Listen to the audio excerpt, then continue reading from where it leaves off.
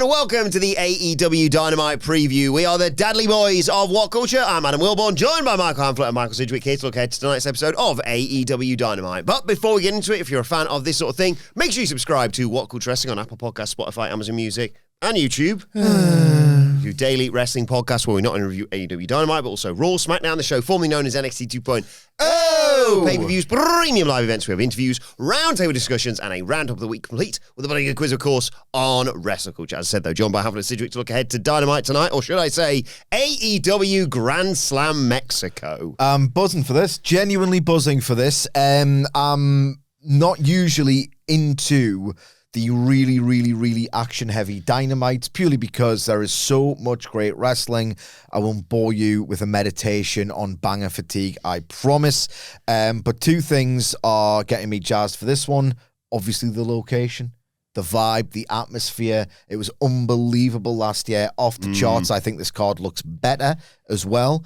Also, I've been assured from last week's Dynamite that AEW, and I wish they would do this way more often, has still got the ability to create anticipation for the really important matches. There were 3 absolutely incredible segments last week. Form would indicate that you're going to get something even better in the fortnight ahead of All in London. So I'm being reassured that they know how to build, that they can really grab you and make you want to see the show. They haven't even put their best foot forward yet. That's going to be the go-home show. And because I know, right, okay, they're going to build the more important matches down the line, we can have some great hot matches for a week and I won't piss and moan with the lack of build. Yeah, like AEW, it doesn't always carry through, but like Tony Khan sticks with the names originally. Like, they often have prestige after the first one because it typically goes really well. And then like years... Well, apart from Redemption, of course. Well, yeah, might be one and Dunsky with that one. But like, you know, Fighter Fest hung around, didn't it, for years because it was a gag once and things just stick in AEW. But like, we were talking about in the office the other day, Full Gear was named because Pac walked around in his gear all the time, was calling Hangman Page fat. Yeah. And by the time they actually arrived at the pay-per-view, that was dropped and it was like, cogs. But like, Full Gear became this prestigious brand because the show was really good and then that continued on. Even though it makes no sense. Yeah, it never has. It doesn't matter. Like, Grand Slam Mexico right now has all the prestige of last year's show to like inform this excitement in the sense that this is going to be a special, you know, like there's especially because it's quite a big card. There's a sort of pay-per-view quality nature to this in that it's a once a year thing and you've got all the specialness from last year to think, oh, if it's even half as good as last year, it's going to be another like magic night. It isn't any other Dynamite. Got that good sort of anxiety towards this show, Sidge, in terms of, I know they're doing like a 2.5 hour special extended. Special? What's that? Special extended Dynamite. I know what a special is. I mean, not that special because last week's Dynamite 2.5 hours, but still, 8 matches in 2.5 hours, considering what they're going to do and the people that are in it. They're going to have to cram it in. Yeah, that's good. Hopefully they don't do an overrun on top of the allotted 2.5 hours because there's potential scope for sprints here. And I love a goddamn sprint. I adore a sprint. What? 2 women's matches as well. Well, let's address this one, right? There are 2 women's matches, which is annoying because I forgot about the fact that there were 2 women's matches and I'd already prepared a song and I've wasted 20 minutes of my day. However, on a rainy day, I can get those dulcet tones back out the archives. Indeed. Yeah, what if the opportunity never comes up? Right? Anyway. Obviously, we're being complete arseholes. It's good that there are 2 women's matches, but never let them off the hook because there is a ratio to preserve. We know the trade-off. Yeah. We know the score. We know the score by now. If there are 4 or 5 men's matches on Dynamite, only time for one, I'm afraid. Only time for one women's match. I like this little trend. And, you know, I completely resent and find worthy of mockery this trend, but it is, you know, blackly comedic in that the 2 recent times, this occasion, and there was one a couple of weeks ago or a month or 2 ago, I can't exactly recall, whether, oh my God, there's 2 women's matches on Dynamite. Yeah, but there's 6 men's matches instead of the usual 5. So 1 for me, 1 for you. And if I was like a former world champion who was going to be on this card or in and around this card, you know, God. But I'm not necessarily in a big match right now, at least at Wembley. But, you know, I could be in a match featuring I don't know, the two teams that could be that are going to be fighting for the tag team titles. I'll play the role of Tony Khan and all this. Yeah. Great, we're going to have 2 women's matches on this show, Persephone and Statlander, and a 3-on-3 match. Oh, there's someone at the door.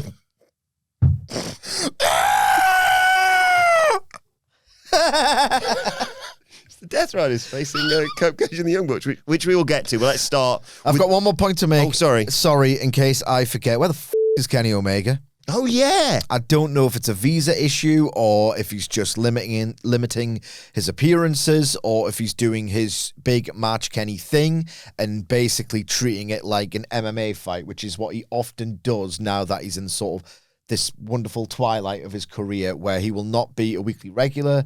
I think his body would catch up to him. He does not want to rock up to Wembley Stadium just as a sort of that battered version of Kenny Omega that we see every 4th or 5th match nowadays. I wouldn't be surprised if he doesn't have a single title defense, nor would I care, because as I said, he treats the big matches like he's in camp for it. And he's going to be in incredible shape. So I get it to a degree, but could he not have 2 or 3 minutes in there in a trios match or whatever just to see Kenny in that ring and in that environment, you know?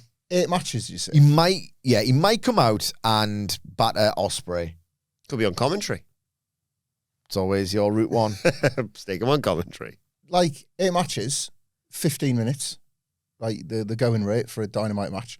Like, with more for Moxley, less for women. Averages out around 15. That's 2 hours.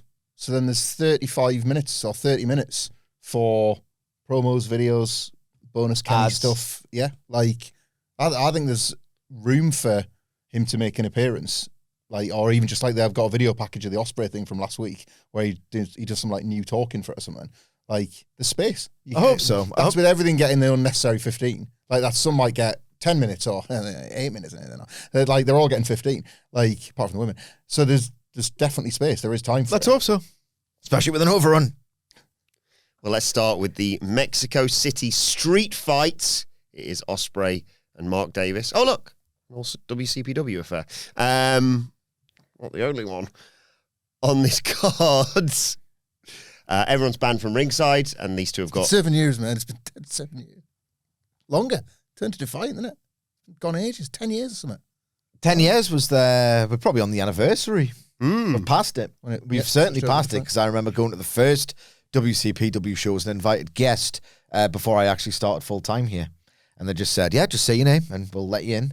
And the poor Cy Gallagher didn't know who I was. So he just thought I was some chancer on the outside. I got in. It's fine. but yeah, great history between these They two. managed to get us in the show. They're going to kick the crap out of each other, aren't they? I can't wait for this. And they have developed a really nice little subplot here, a nice mini program. Remember all those years ago when, under a different era, people would be like, why do WWE guys only wrestle like exclusively and repeatedly the person they're feuding with and there's no overlap? It's just nice that it's not going to be remembered as one of the programs of the year or one of the big feuds or one of the things that you need to watch to feel emotionally invested. But if you think about it, just for us, I actually quite like this mini program in the way that they've raised the stakes and differentiated each match more than really what Mox has been doing with Ospreay. I prefer the Ospreay-Davis stuff. So the first match, it's when Ospreay's still feeling that neck. He loses via referee stoppage by that beautiful apron pile driver.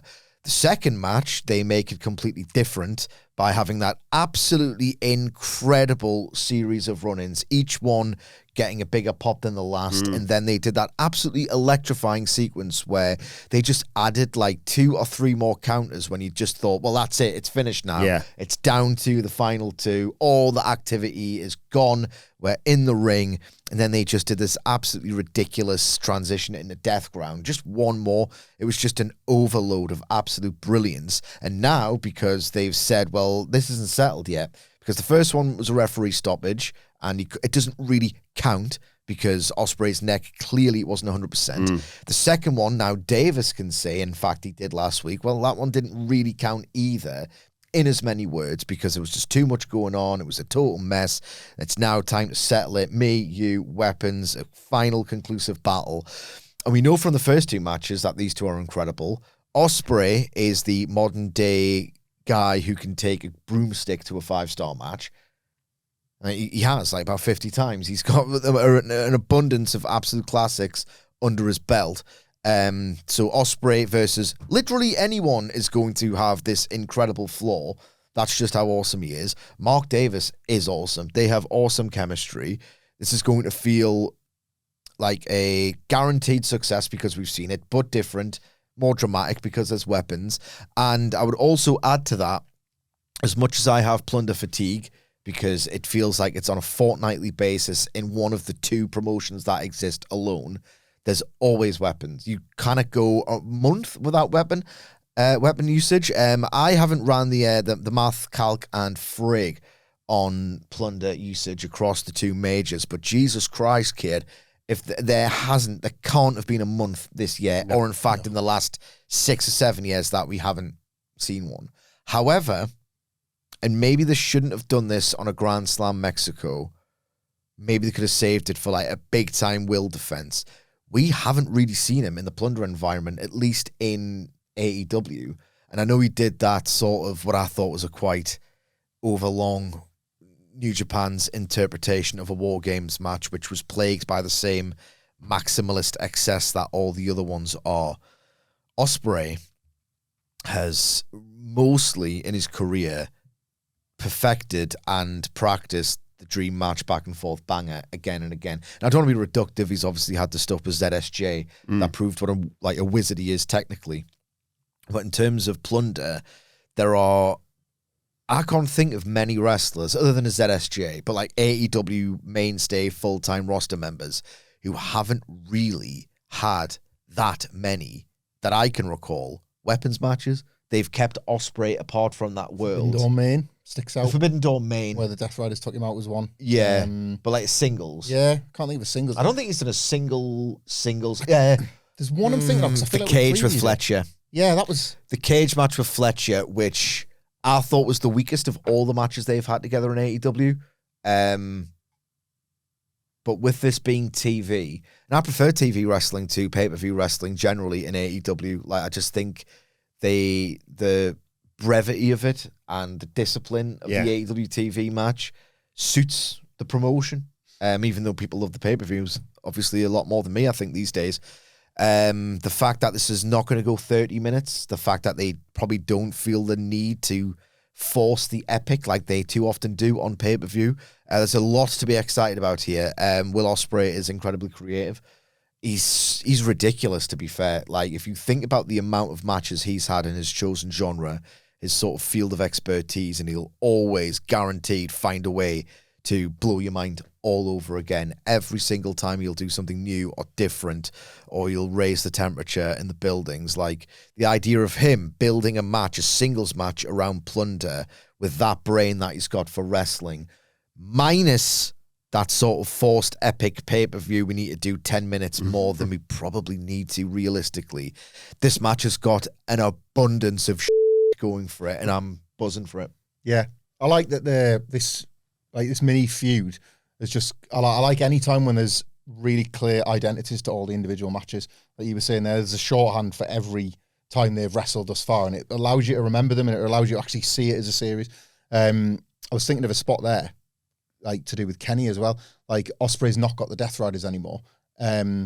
But obviously the Don Callis family could get as involved as they like, and it's a street fight. No, I think it's no outside interference. Interference. Oh, that changes it then. I was thinking, because if there was a bunch of people, because the Avengers finished in the last one, I suppose.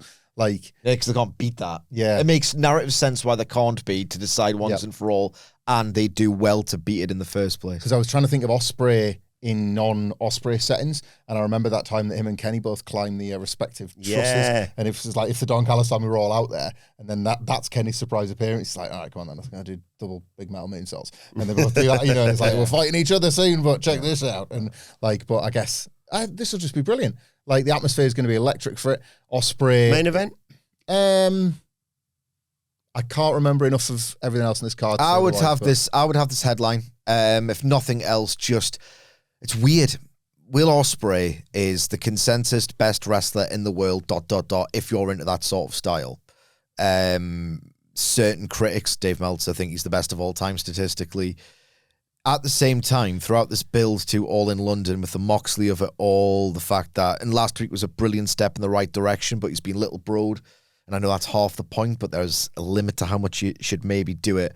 They need to start reinforcing week by week that he is the man, He's going to win the belt, and he is the man. And I mean, it's complete basics, but having that dude main event the show, a special show, is one just incredibly easy gift-wrapped means of accomplishing that. How about... Just because you're so close to it, it doesn't mean that you don't want to be getting like the optics wins all the time. Yeah. Don't just sort of take that for granted that we're only like a month away. You can still do it. How about, because it's all about escalation, especially in a rubber match, that Davis and they're struggling, and Ospreay's like, I've been here before, I don't want to do it again. Because last time I was left going, I'm a f***ing neck. Teases the apron pile driver, looks to do it on the apron, and then Davis has a little look-ski around, spots out of an steel steps. Why not? He's taken, hasn't he, did he take a Fletcher tombstone to the steps in one of their deranged matches, or have I made that I wouldn't be surprised, yeah. I'm sure that's happened. So he's... Was it a jumping tombstone off the apron, maybe? On the steps? Or was it onto the steps? I feel like I can remember like a leaping pile driver, a leaping tombstone or something. Either way, you could do it.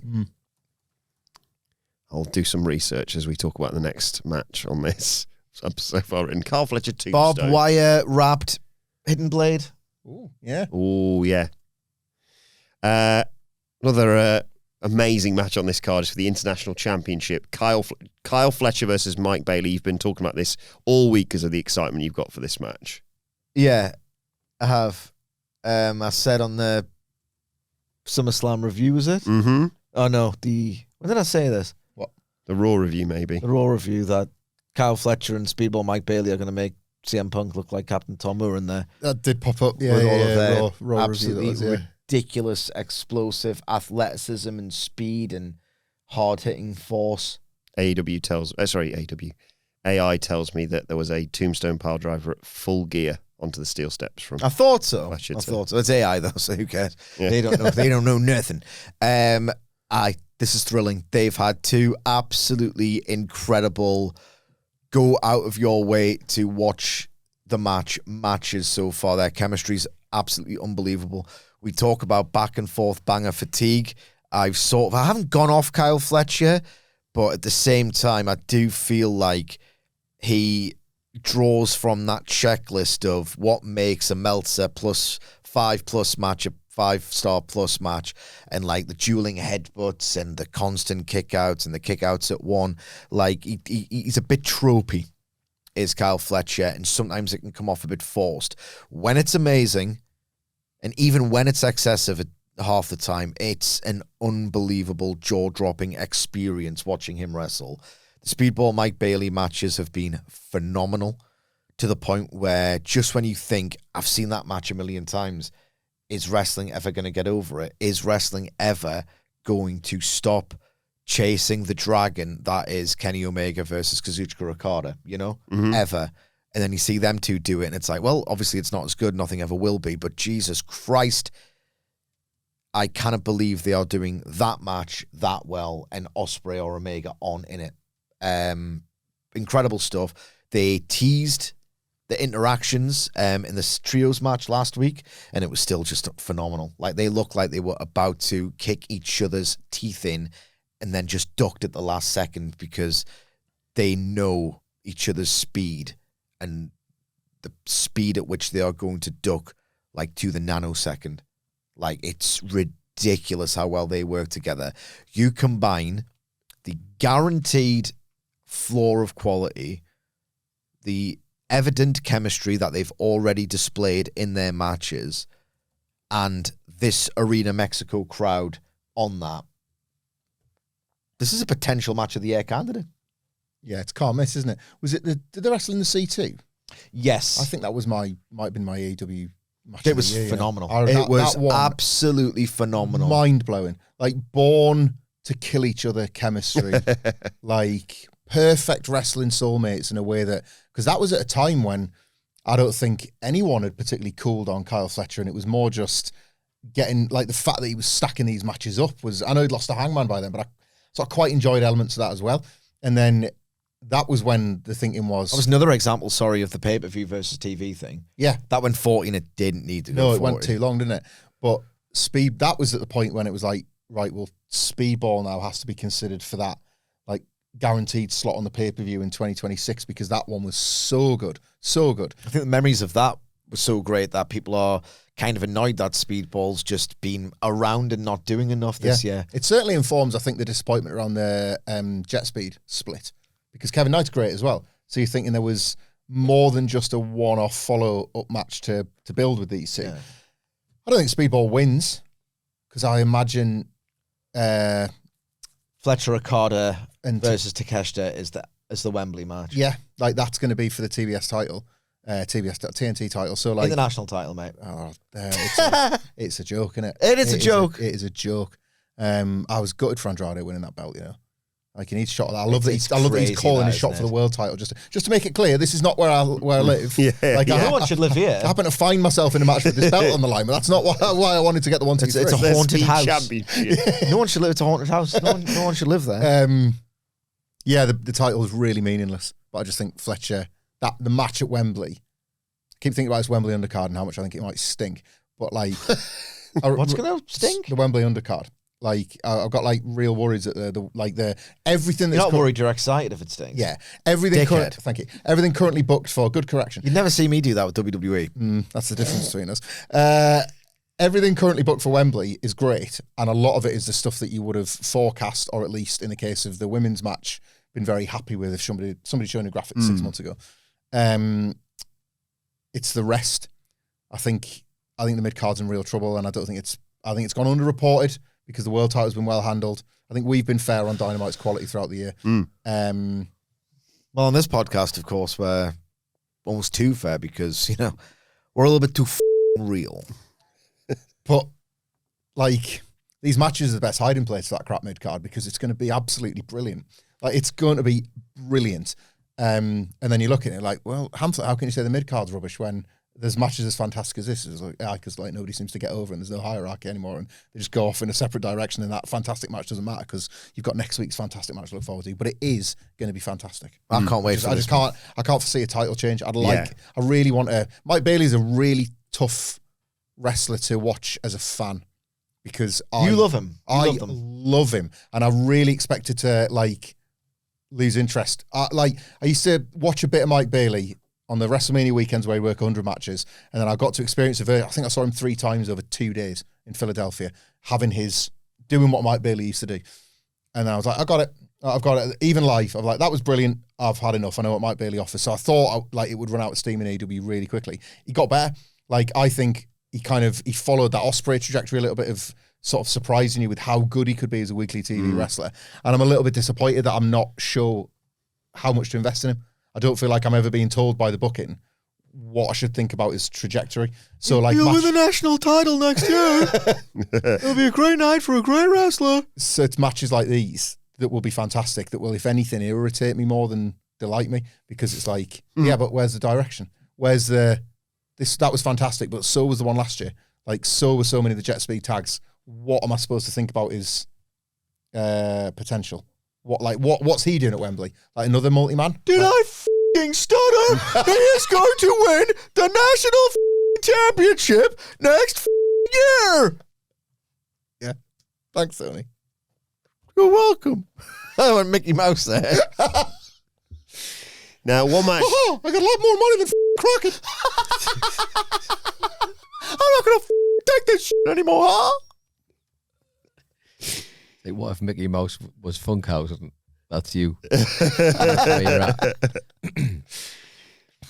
Now, one match where we could see a title change hands is the Trios title match. What? No fooling. I mean, it works, especially because Hangman Page is in this match. And I mean, I've got more chance of winning the world title than Hangman Page. He's teaming with Brodido. Keep coming. He's teaming with Brodido. This guy off. He's teaming with Brodido against The Demand. Who feature... Oh, yeah, who also feature the Lethal Twist. But like... Oh, sorry. Where are we going with this? He's the main guy in The Demand. Who's the main guy? So it's got Totally on a... It's got, Bishop Quine and Ricochet. Uh-huh. I got lost in the bits there. Yeah, he did. Ricochet.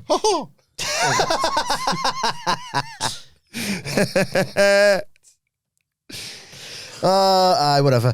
The good, the bad, and the ugly. That's what they're called. Hangman Page and Brodido, because, the Western motif and all the rest of it. I told you that they wouldn't have a plan. And look, it might be fine. He said, and he's got this sort of like, he likes a bit of subtext, or he like to just put something out there and like allow you to sort of infer the significance. The way he was speaking in that Collision promo, and it was like, that's why there's something not great with his neck. And then there was always that, well, what are they thinking? Is he going to... Because I wouldn't be surprised if Hangman Page was like one of the few wrestlers who would just kind of retire early and think, I didn't really belong in this world. It's like a former teacher, like really, really intelligent, like vastly more intelligent than a lot of people in this industry who've come before him. Seemed very much shaken by this crash course in wrestling politics. And he's not a carny. I'll say that for him. He's not a carny. I know. I just, when it was announced, the stipulation, Christ, well, if he loses that, then I don't think anything was off the table with him, like an early retirement, just go and do his gardening or whatever.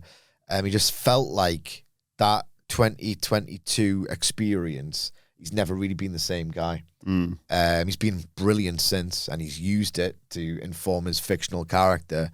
But like the moment of innocence in the wrestling business lost forever. But no, it turns out it's a neck issue. Maybe he alluded to that much on the Collision promo, which was the first step in a really muted return. No big grand master plan. Just, he's got two sets of mates and Brodido in the conglomeration, and he's going to do some trios tags. Maybe he's just decided, like, my neck really hurts and there's a problem with it that's probably not going to ever go away. I still kind of like doing this, but I'm not going to allow my audience to think at any point, oh no, he's going to win the world title or he's going to main event or whatever. It's like, I've reached a physical peak. That's it. And I'm just going to do some stuff. And if I do this stipulation and commit to it, then people can just be happy that they get a little bit of me or whatever. So maybe that just explains it. Maybe I'm speculating too much or whatever. Look, it's a set of championships I don't care about, but it's a wrestler who I love or have loved, who I've not seen in a long time, who obviously bonded with the Mexican public last year with that incredible show opening promo cut in Spanish. This could main event if you look at the three baby faces. I hope it doesn't. Again, Ospreay needs to do that. Yeah. But, like, if you kind of... Top of the hour stuff, maybe. Maybe. But, like, if you look Open at the show or... Hangman Page from last year, like, Brody King and all that he has fought for outside of wrestling as well as inside it, and, like, AEW's best luchador, like, in Bandit, certainly 2026 at least. Like, it's the perfect place for them to win the titles. And if you want to... If Hangman Page is going to... Which I was a big supporter of the idea, because it's like, well, how creative can you be? Like, you can ask yourself really fun and interesting questions. If this was an attempt to properly hard reset the trios titles, like, this is how you do it, because they're going to be unbelievably over. Like, the Demand get to play, like, perfect Arena Mexico heels. Just dickheads. Yeah. Just absolute dickheads against three of the most beloved, probably more beloved than Ospreay in the building on the night, baby faces. Like, it's going to feel huge. And that moment of them holding the belts up, they might try and use that. They might try and say, the trios belts matter again, because we're kind of telling you they do. Like, here's three. Again, there's three mid-carders off the board for Wembley that you don't need to worry about singles matches, but you could potentially book a hot trios match. There's still time to have a trios, like, feud for these titles, like a group that falls afoul of Death Riders, probably, isn't it? But, like, some group that falls afoul of, like, Hangman and Brodido, you can get there before Wembley, and then that's a decent match, isn't it? And the belts might mean something for it as well. I think this will feel a lot bigger than it looks on paper, like, on this show. Yeah. Like Hangman last year, I didn't know any of that or see it coming or anything, and then it really stuck with you as one of the best promos of the year, wasn't it? Yeah. Like, unbelievable stuff. Really fuel this one, I think. Like, the Demand, they only just won them off the conglomeration, didn't they? Last week, yeah. It's for this, isn't it? It's like when you look at it, you're like, oh, that's why then. Yeah. But they've set up the perfect set of circumstances for these meaningless belts to actually have, like, a good week. In terms of people who are going to get quite the reaction in Arena Mexico as well, Mistico is in action, teaming with Darby Allin and, well, it's Chris Jericho now. It's not one of our favourites. The Painmaker, back in his box for now. I'm not having this. Oh, no, it was good. I'll never watch it to know otherwise. I'll never, ever watch that match. But You would hate it, so don't. Yeah. But We're Painmaker guys, aren't we? a little bit. Yeah? Your situational Jericho plunder guys. You like the Shibata one. Remember they were hockey pucks or whatever it was. And like It was when Shibata advanced towards him with the bin on his head. I mean, that's excellent. Yeah. And the bit with Nick Gage when it was like, seems like that's a good time for a pizza commercial, this. That'll live with me forever. Yeah! A delicious Domino's pizza. Mistico, Darby Allin and Chris Jericho versus Kazuchika Okada, Kevin Knight, and of course, it's Zero! Love that guy. This is going to be class, you know. It's going to be the sort of thing bonkers. where I'm like, you know, I'd love to be in the building for an Arena Mexico. Oh. This would be such an intensely fun live experience. I'm specifically looking forward to this for how Kazuchika Okada chooses to wildly disrespect Mistico and be an arsehole to him. And the face he's going to pull when he decides to just like sort of like do the whole chest slap or decides to just sort of like kick him in the head and go, shitting your favorite guy easily. And it's really funny to me. It's really amusing, actually. If anything, I'm having the time of my life. Like Okada being Okada, AEW Okada to Mistico is going to be wonderful. Is there going to And be... there'll be some great minutes and sequences and Yeah. But that's the source here. Is it Mistico who's the guy behind like one of the best wrestling gifs ever with the little kid? They're like, hey, and it cuts to in the... I think I've shown this to Andy this morning. I think it's Mistico. He's a masked wrestler, and they show a kid in the crowd dressed as the wrestler, and he's waving. And it cuts back to the ring. It's just 2 or 3 heels just laying the boots into him. I think it is Mistico. I want to create a new one of them tonight with Okada. Now you've said that. Yeah, that's going to be absolutely magic. That it's Jericho getting them that Mistico dust. Yeah. I'll have a bit of that. Thanks very much. That is absolute liquid Jericho. That Singing along with theme songs, is it? Interesting. what if they do some kind of absolute monstrosity Oh, of what's that song called? Mimera? I don't know. Yeah. I've completely butchered that. Sorry. Judas mashup. Oh. Ugh. Yeah. I think he's going to dabble in some Ocho Pata tonight. The Ocho. He loves the Ocho. I love that guy. Speaking of things you love, Murray was showing me... Mimwero. Yeah. Yeah. Aye. Why not? Sige Mimwero? Mimuero. It's Hamflett's favourite song. It was on his. It topped his Spotify Wrapped. I just think... He absolutely hated it. I just think All in Texas was really funny. Really funny. More of an MGK guy now, aren't you? All around the world, all around the world. I know you feel it. Yeah, something you like, Wilbourn. Murray was telling me Andre Chance worked I think it was Produce, that like latest Born Over Indie, I think. Oh, yeah, because he said the Butcher was on that show. Yeah. Oh, yeah. I think Okada might have been. I need to double check this, but I think they might have paid off the old Okada Chase U deal. I don't like. I think there might have been some sort of like interaction or something, because he said, "Oh yeah, Andre Chance was there." I think, and I was like, "Oh, I need to go and look at that," because I'm sure they'll like that was a really good deep cut bit of bollocks, wasn't it, from the other year of Okada like in the Chase in the U jumper. jumper. What could have been? Yeah, I mean, you know, all things considered.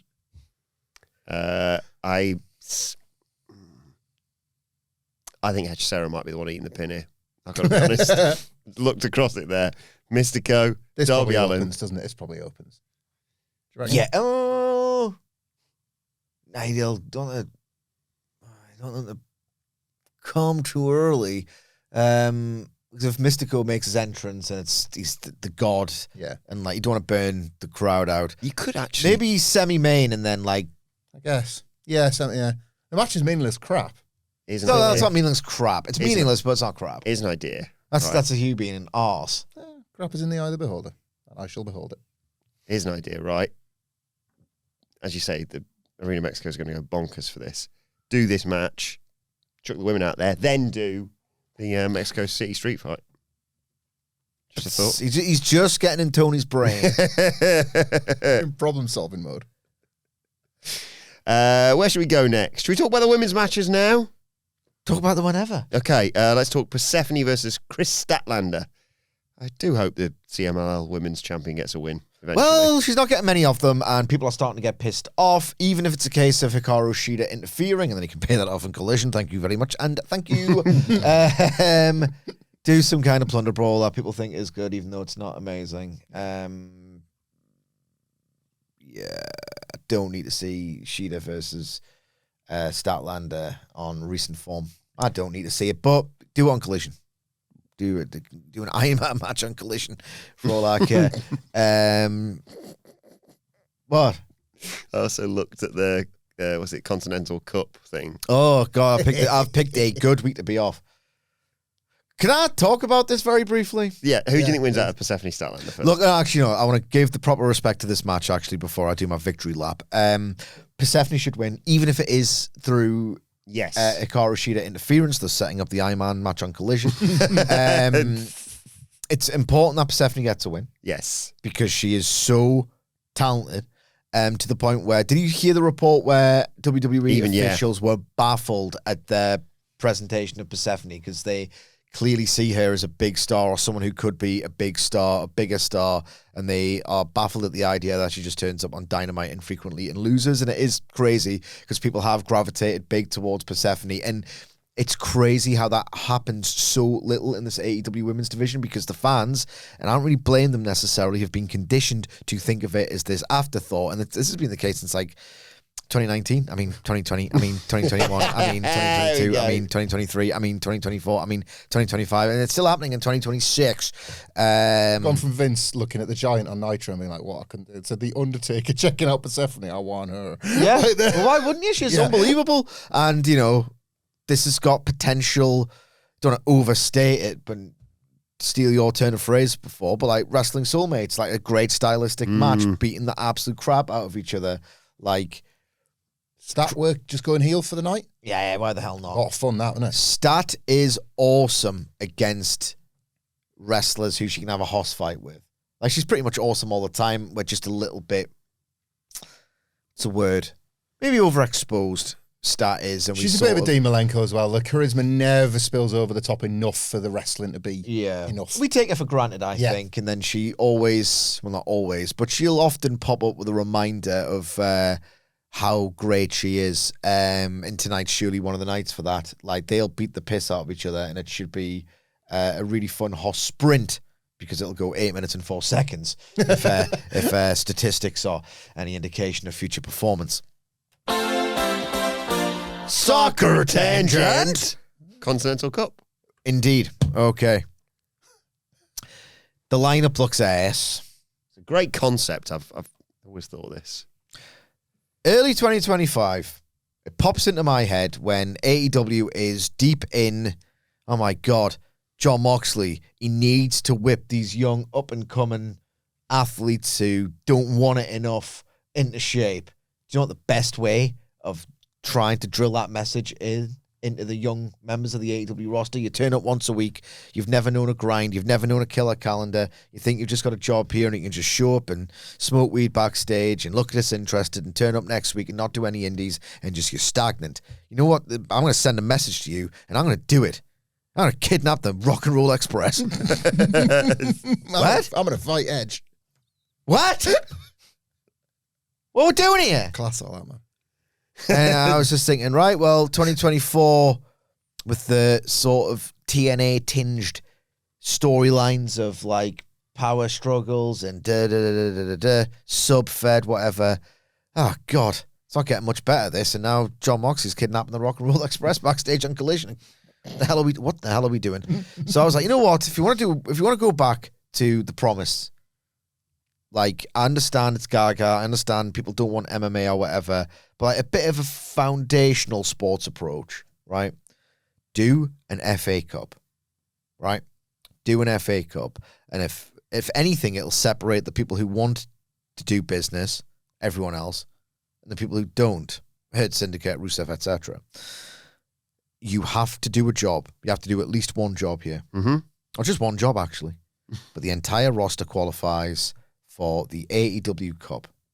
And how it works in the FA Cup is that it's magic. I wish the elite clubs would take it more seriously, because it used to be the thing that Alan Shearer would say. Like my dad would always tell me about the FA Cup wins, and like in the 50s, Newcastle had 3 or whatever. It was the one televised game a year. And it was the one, yeah. So the whole nation could stop them and actually watch a 90-minute game of football. And it was like prestige of that versus where we're Yeah. at now. Like, it was literally the magic of the cup. And every team in the pyramid, albeit through like the total minnows, would do the early qualifying rounds, and then round by round, the pyramid system that would go up and up. So like the highest of non-league would enter the pot.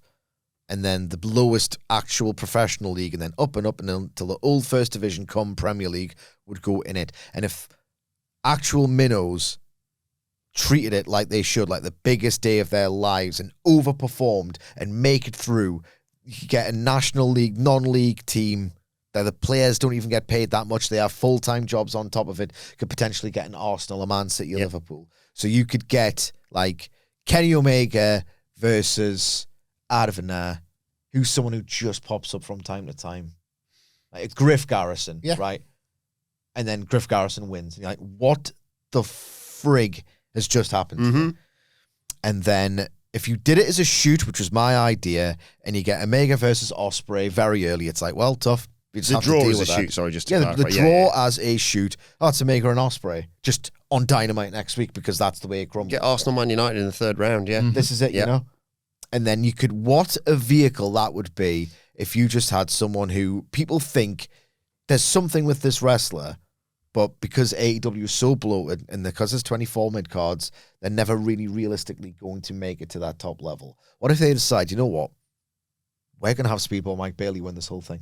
And I know he's not a minnow and it doesn't really work, but like he has beaten everyone directly or otherwise. And he is going to go to a pay-per-view and challenge for the world title, in addition to just winning this prestigious cup in and of itself. Like the ceremony they could do around the draw would answer a long-standing problem where they don't emphasize and hype enough the brilliant stuff that AEW does. It would appear even more brilliant if they just bragged about it. Or I'm not saying you need to spoon-feed AEW fans, but like brag about it, hype it up, show your cock off, put it on the table, you know, whip it out. If they did a ceremony around the draw and you're thinking, knobs out.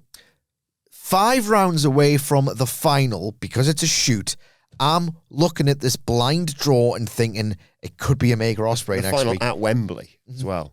They could do Omega Ospreay on Dynamite this week, just out of nowhere. Like next week, you're getting like the best match of the decade again. On a Dynamite that falls in Canada. Oh, God, I've got Kenny Omega away. Like, You know?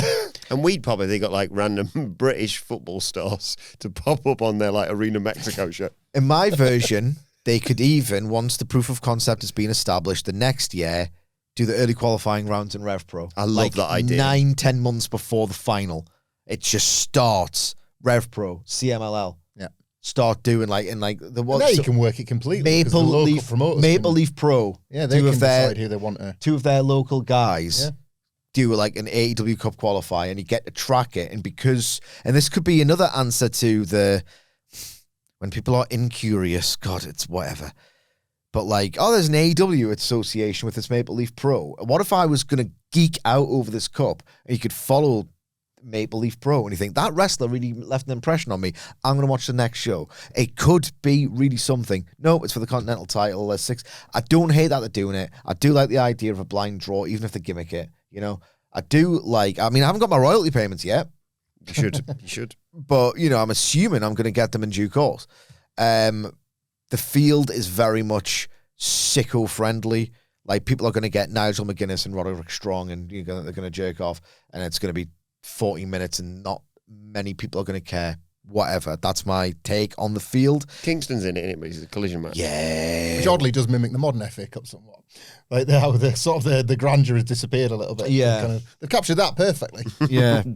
Look, I hope to God it really works and it sort of convinces AEW to go bigger with it next year.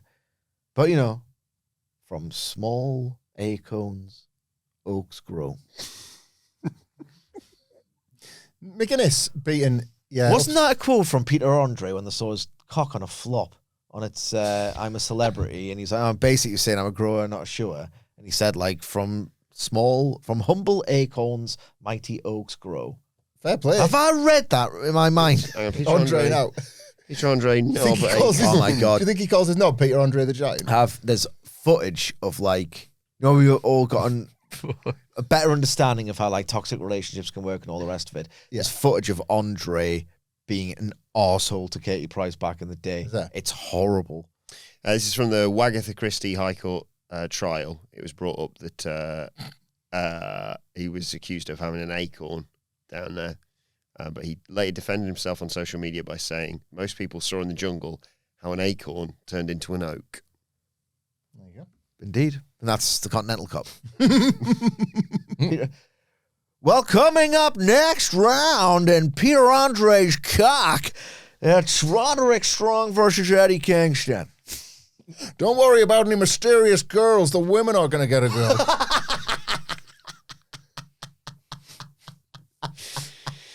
McGuinness, Moxley in the final at Wembley, and McGuinness lifting the cup in an upset.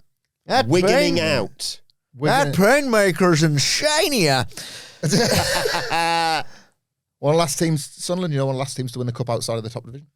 That's another good thing about the FA Cup. Magic. That was what Sidge was saying about that. Like, we were in the second tier and beat Leeds, who were the Man City the other day and whatever. And it's like, well, it's one game and you've got to kill yourself for it, but it might work. Newcastle were on the losing end of one of the famous all-time giant killings. I think it was well before my time. It was the 70s or the 80s, but I think it was Hereford. Yes, they were in the fifth right. tier. That still on third round day, don't they always play? Yeah. And another thing about the Continental Cup, which they might get around to if in fact they decide, let's do Moxley Kingston and that's the way to get him back or whatever. I can't see it, but whatever.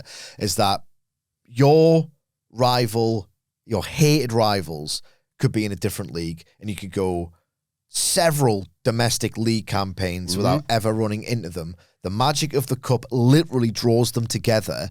He's got the bragging rights this season, but 2 years ago it was Newcastle versus Sunderland. Yep. And it's like, that was just, it was like, I was very anxious. It disappeared. And it was like, oh God. Then we won. It's really weird that that's come up today because Murray showed me a Sunderland kit on a website this morning. I was like, oh, that was my first Sunderland kit. And here it is on my kit.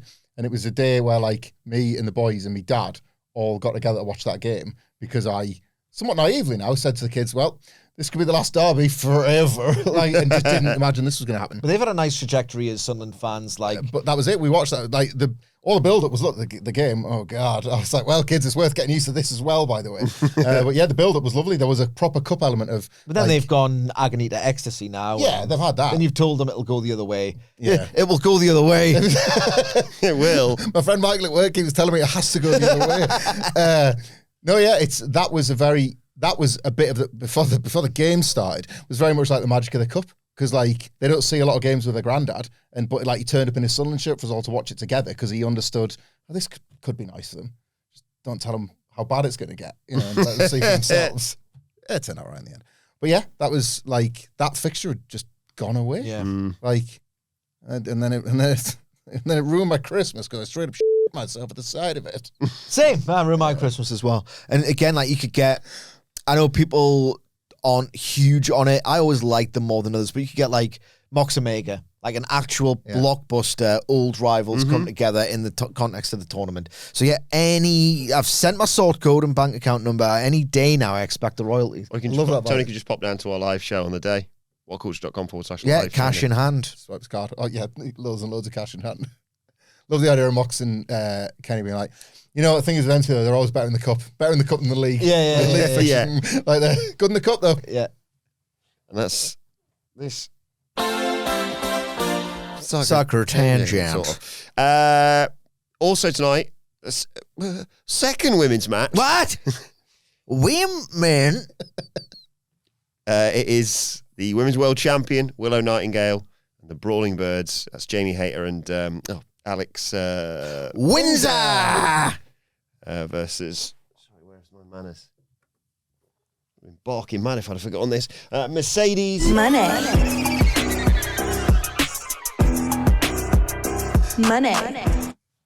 I really like the head wobble. It's gonna. Megan Bain and Alina Cross, of course. Aye, no, this should be tremendous. Like, Great preview, this, isn't it? Wembo preview. yeah, Willow doing her big sort of triumphant ass kicking, clear the field, and then Moné's like, uh-oh. I want the idea expressed to me because they've got a great thread here. And to be fair, they've weaved it throughout their shared history, New Japan Strong and AEW, of like, well, I'm meant to be the big shot, the ultimate queen of all of pro wrestling. This is mine to inherit. How have I not won that women's title yet? This is literally the one thing that wasn't meant to happen. And the person who's holding it is the person who's kind of got my number, and I hate her for it. Express that brilliant thread over the match, and then have Willow Nightingale keep them apart.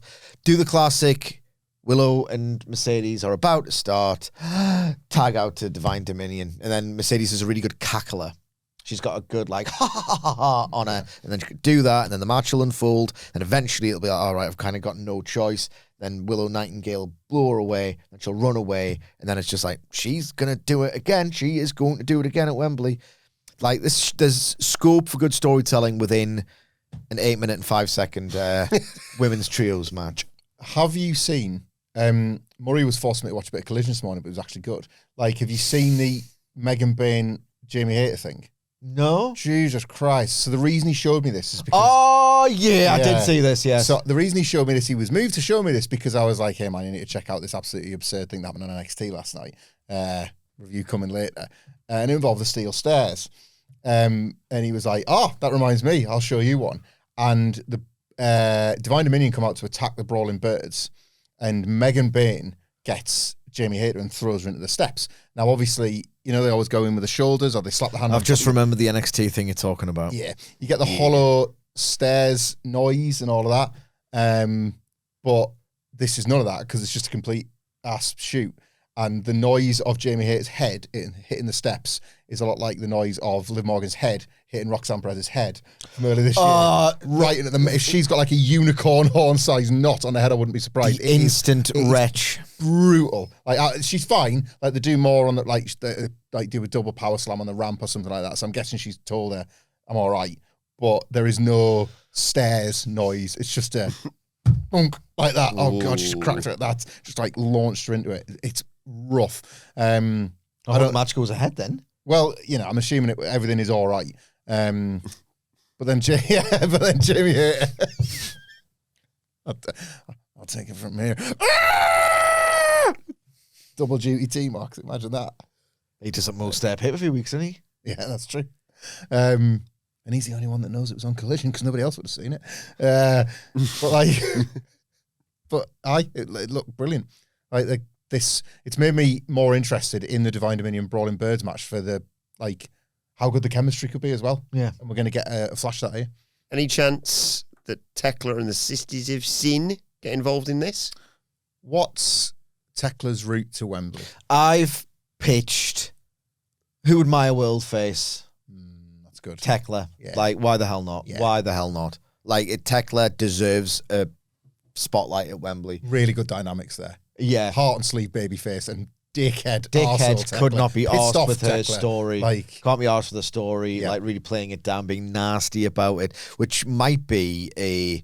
You know, you can't run away from heel heat. It's pro wrestling, in my opinion. If they're all consenting adults involved, who cares for me? Like, Tekla...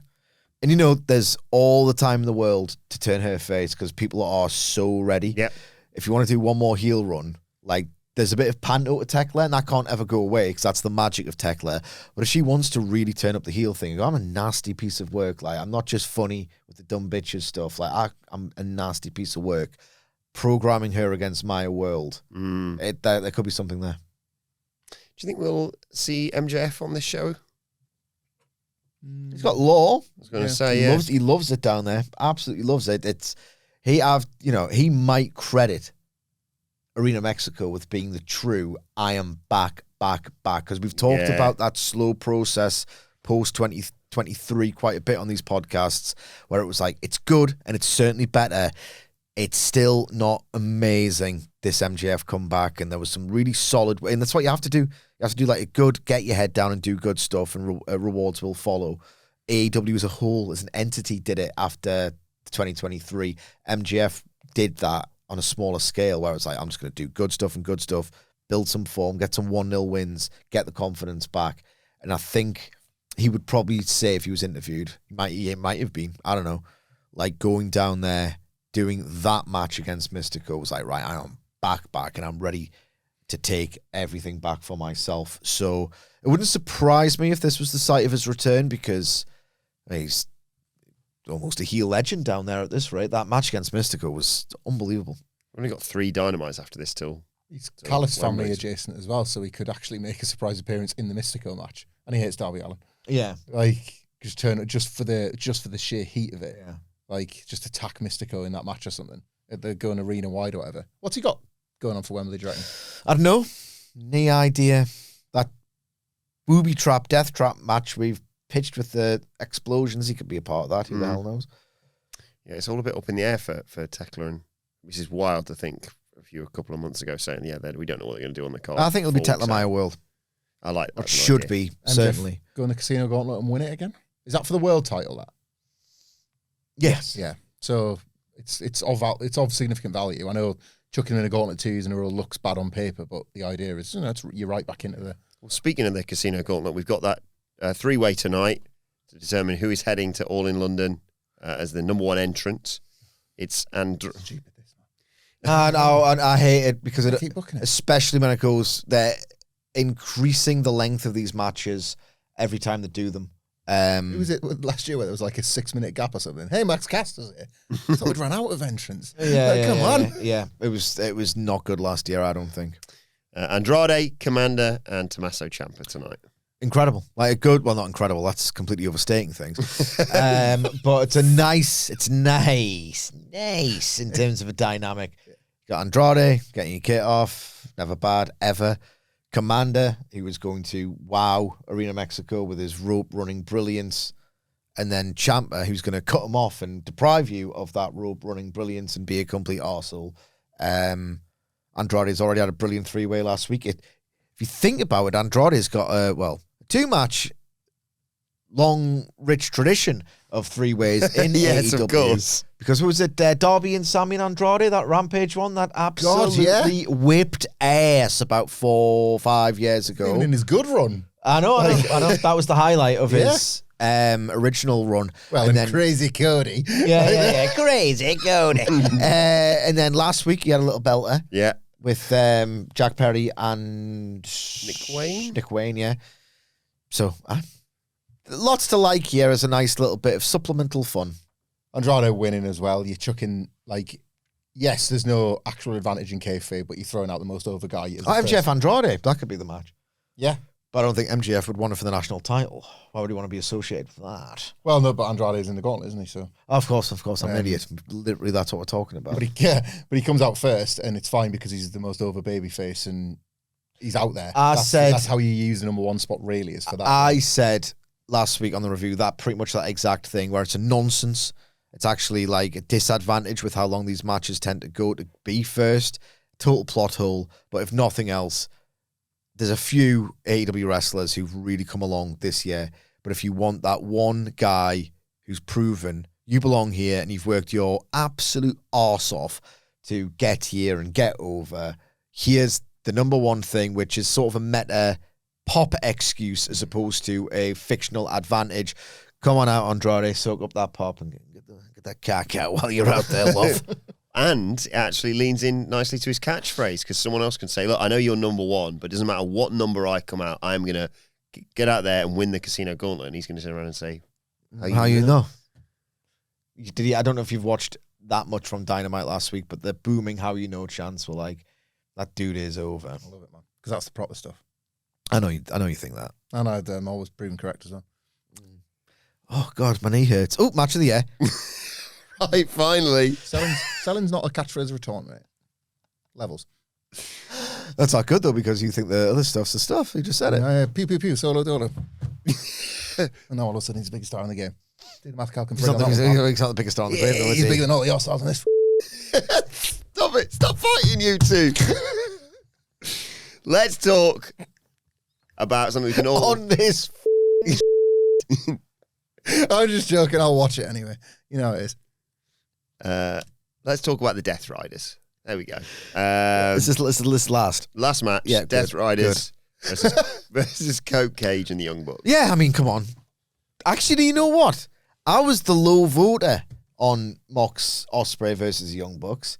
I thought it was a little bit on the nose, the storytelling. I thought the action wasn't the Young Bucks Ospreay standard I expect. So I was just about to say it's the Young Bucks in an 8-man. It's going to be brilliant. And here's the thing. There's a 90% chance it's going to be just absolutely incredible, or at least a lot of fun. You were apoplectic when we played the Star Race game for Redemption. Mox and Ospreay versus Young Bucks got a flat 5. I didn't see it. The Redemption. That is probably like the joint 14th best WWE match ever. It's like, no, it wasn't even that good. But Dave's got this thing of like really, really, really on the nose storytelling. He thinks it's like really clever. He thinks broad storytelling that he can easily pick. He thinks melodrama is like really, really clever. Like Sid played me the clip of Alvarez just hated the Cody and Punk match, and Dave's like noises. It's like a bit in a Netflix documentary where somebody's like shocked at this footage that they're being shown. Yeah. I like his Brian that he drops sometimes. Yeah, Brian. Lois Griffin. Yeah. Starts Lois Griffin out. Look, it's not necessarily a guarantee because it just isn't. But look, Cope Cage doing Young Bucks moves. I was going to say gear, but yes, moves, obviously. Gear. Young Bucks whipping out some spears. And like Cage and Coke going, snap, kid, wait till London. Wait till we get to Glasgow. I mean, sorry, London. Glasgow's the worst one, isn't it? Oh, that might be the all. Yeah. We're in Glasgow, Scotland. But you know, the Bucks doing some spears and going, hey, anything you can do, we can do better. And going, yeah, nice try, kid. Check this out. There'll be a bit of that, and it'll be fun. It's the Young Bucks in an 8-man. Come on. Christian Cage doing one of those and then just going, I'm going to stick up for the Death Riders. Whoa! BCC, 6-man. 6-man, 8-man? 8-man at Arena Mexico. 8 legs, 6 legs. Arena Mexico. Yeah.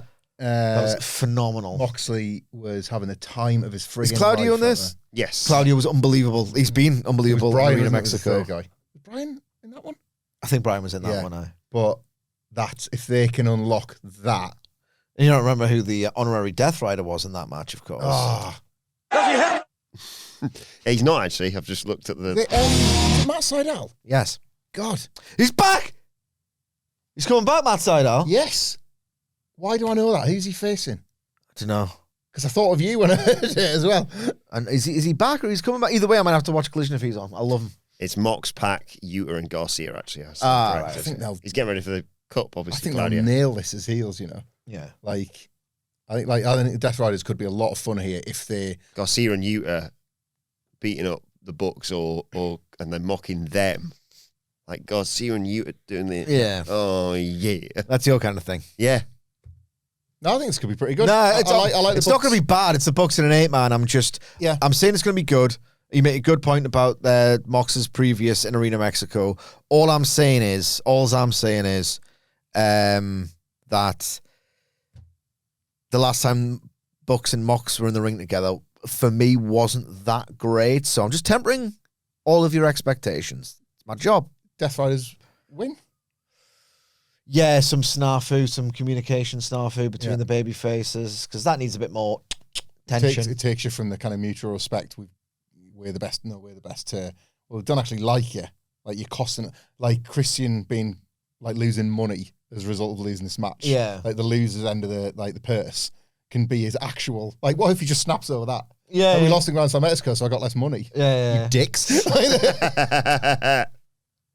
Yeah.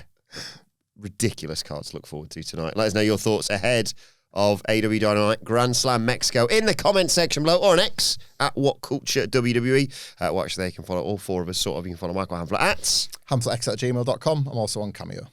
Follow Michael Sidgwick at Voot M Sidgwick. Wonderful shirt that is. I love it. Thank you very much. I obviously bought it for the holiday that I'm going on next week, but I thought we can't just wear it once. Yeah. Is that the Great Wave off Kanagawa?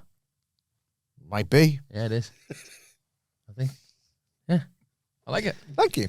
Oceans of Primark. Follow. Super dry, mate. Is it? Yeah. Oh, that's fair enough.